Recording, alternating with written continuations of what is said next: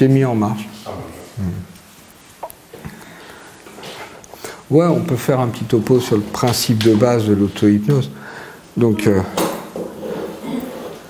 en Aino, on considère qu'il n'y a pas de psychisme, déjà. Donc, c'est quand même un truc un peu à part. Parce que, en plus, moi, j'exerce en tant que psychologue, donc spécialiste du psychisme.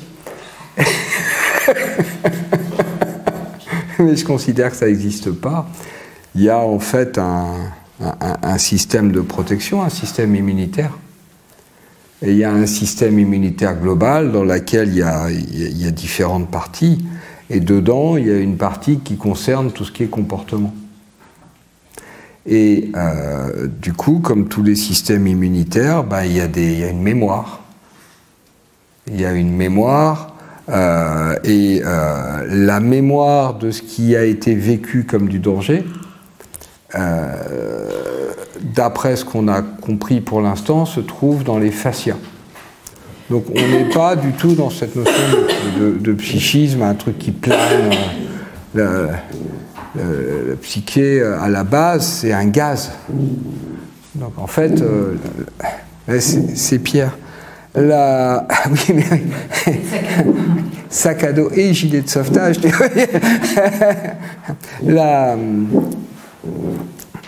Quand on remonte aux Grecs, quand ils ont séparé d'un côté le psychique et de l'autre côté le somatique, bah, il y a le somatique, c'est la viande, c'est la matière, et puis le psychisme, c'est un éther, c'est un gaz qui est à l'intérieur de la personne.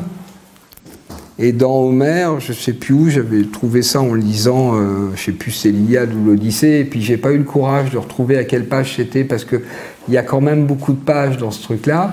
Il y a le récit d'un type qui se prend un coup de lance, et puis du coup, ben, il a un trou, puisqu'il a pris, voilà, un coup de lance, quoi. Il a un trou, donc dans le somatique, il y a un trou, quoi.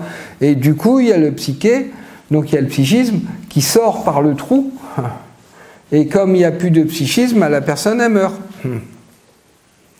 Donc l'air de rien, quand on parle de psychisme, c'est de ça dont on parle.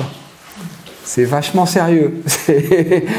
C'est-à-dire qu'on est toujours avec cette notion de séparation entre le psychique d'un côté et puis le somatique de l'autre. Et le deuxième truc qu'on a énormément, c'est la notion de le psychisme, c'est dans la tête. Quand les gens vont pas bien, on dit c'est dans la tête que ça se passe. Or, nous, on est dans une vision totalement différente, donc il y a cette notion de système immunitaire qui est là pour protéger la personne, et donc il y a tout ce système de mémoire qui est partout dans les fascias, et donc quand quelqu'un ne va pas bien, c'est que le système de protection s'active. Mais c'est exactement pareil quand il y a une bactérie et puis qu'il y a de la fièvre. On va pas bien, pourquoi? Parce que le système de protection c'est activé. Je veux dire, c'est le fait que ça aille pas bien, ça veut dire que ça fonctionne. Et du coup, il n'y a plus de séparation psychique-somatique, il n'y a plus de notion c'est dans la tête, il y a une notion de c'est partout. Donc ça change totalement la façon de voir les choses. Et donc ce qu'on cherche à faire en Aino, c'est à permettre au corps d'effacer par lui-même les traces qui ne servent à rien. C'est ça l'idée. C'est-à-dire que les traces sont là et puis elles vont s'activer, mais si ça se trouve, c'est plus adapté. Est-ce qu'on fonctionne, et c'est toujours pareil, c'est le fonctionnement du système immunitaire. On a 2 mois, il y a quelque chose qui se passe, on ne vit pas bien, mais on est réellement en danger, réellement en danger parce qu'on est un nourrisson, parce qu'on a 2 mois. Et qu'à 2 mois, on est complètement vulnérable, on ne peut pas se protéger, enfin, etc. Et donc là, la situation, l'ambiance de la situation va être mémorisée dans les fascias. Et puis, il y a une trace donc, qui reste quelque part, et c'est mémorisé pour nous protéger, pour que si un jour on soit confronté à la même chose, ben, il y a un système de protection qui se met en place. Donc on est vraiment avec un système de protection. Et puis ben, la personne, voilà, elle est avec ça, elle grandit avec ça, tout ça, ça ne l'embête pas. Et puis elle a 45 ans, et puis il y a la même ambiance. Et du coup, clac, il y a le système de protection qui se met en marche, et du coup la personne ne va pas bien. C'est-à-dire qu'il y a un signal de danger qui s'active. Alors, là, ça ne va pas, parce que ben, c'est plus adapté. En tant qu'adulte, la personne pourrait se protéger autrement, ou en fait, pour elle, c'est plus dangereux. Ce qui était dangereux quand elle était bébé n'est plus dangereux.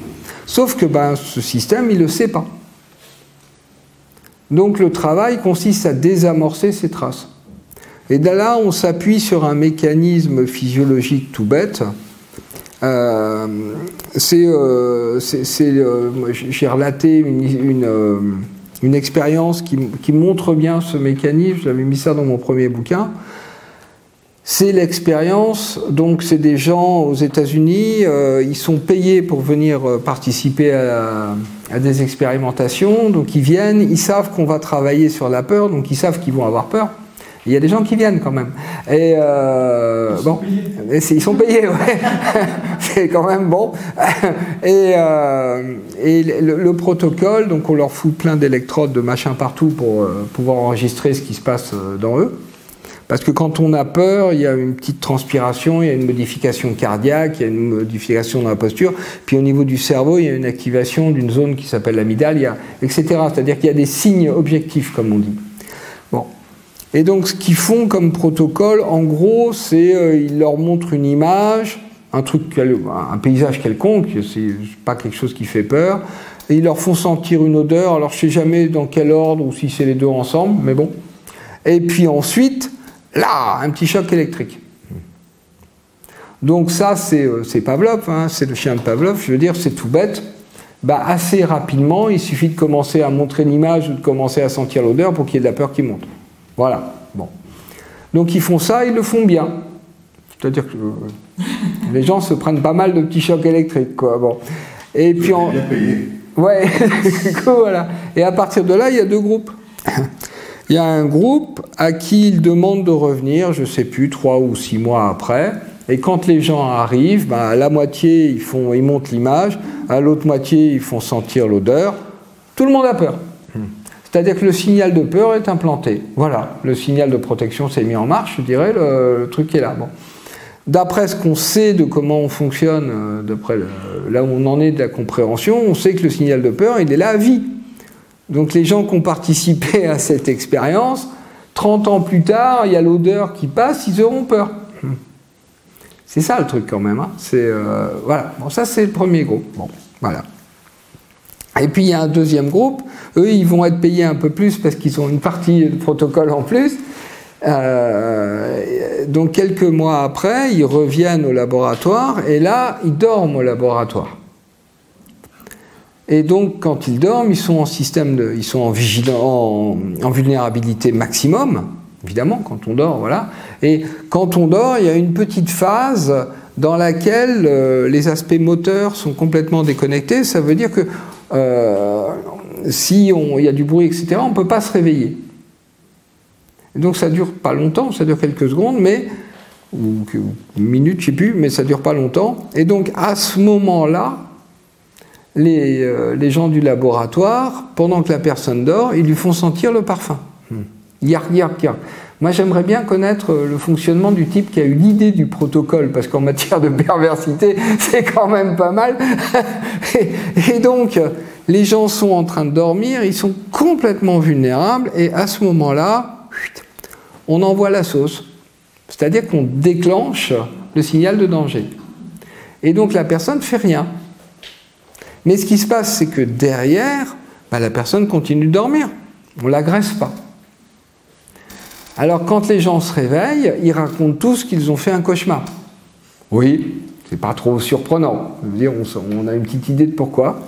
On renvoie les gens chez eux, et puis quelques temps après, on leur demande de revenir. Et puis pareil, à la moitié, on montre l'image, à l'autre moitié, on fait sentir l'odeur. Personne n'a peur. C'est-à-dire que le signal de peur qui avait été implanté est supprimé. C'est là que c'est intéressant. Voilà. Et ce qu'on en a compris, c'est que ça a été supprimé parce que le cerveau a pu faire la vérification par l'expérience que le signal de danger ne servait à rien. Okay ? C'est-à-dire que ce n'est pas une question de raisonnement, c'est pas une question... On peut avoir peur de quelque chose en sachant qu'il n'y a aucun danger. Ce n'est pas une question de raisonnement, c'est une question de faire l'expérience de... Et la base de l'Aino, c'est ça, en termes de pratique, c'est créer un état de vulnérabilité, et pendant que la personne est dans cet état de vulnérabilité, stimuler les peurs. Et derrière, par l'agression. C'est-à-dire qu'on montre au cerveau que les traces qui sont présentes ne servent à rien. C'est ça le principe de base.